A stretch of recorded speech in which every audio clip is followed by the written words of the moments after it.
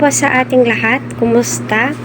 Yan po yung topic po natin for today's video. Di po tayo magsasalita ng ikakasama ng isang tao. Ika nga po ni Kuya Val, kita naman po natin kung paano siya mag-reaction.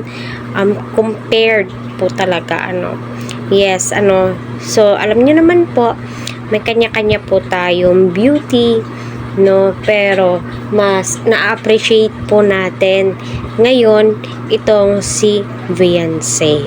So, kahit na napakarami o tagtad ng bash itong si Erica at napakadaming kumakalat ngayon sa social media na nakikipaghalikan po siya sa kapwa po niyang babae. Kaya siguro umayaw siya sa love team. Kaya siguro umayaw siya kay Kalingap Erdo kasi babae yung gusto niya or may girlfriend po siyang babae. So masasabi kong napakasayang.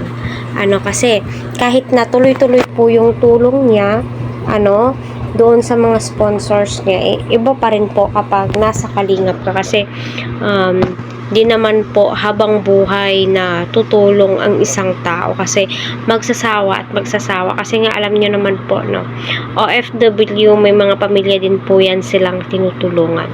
At ngayon naman po kay Beyonce, kita po natin na na-appreciate niya po yung mga tulong ng kanyang mga sponsors. Kita naman po natin kung gaano ka-thankful si Beyonce. Beauty and brain po talaga yung ginagamit nga po ni Beyonce. Maganda na, nakita natin maganda po siya at matalino. At si Erica maganda, matalino naman din po. At kita naman po natin na lahat po sila may kanya-kanyang ganda, talino. Pero si Beyonce makikita mo at ma-appreciate mo po talaga siya. Sa totoo lang. Kasi nga, yung salita po niya na dito lang ako sa Kalingap kasi kung hindi dahil sa Kalingap, wala po akong ganito, napakaraming blessings. Na-appreciate niya po itong si Eds. At saka, si Erica ay nadamay lamang po sa desisyon ng kanyang kapatid. Nakita naman po natin si May daw ay may contact sa sponsors. So, napakasayang po talaga. At si Beyonce, feeling ko naway hindi po magbago, diba?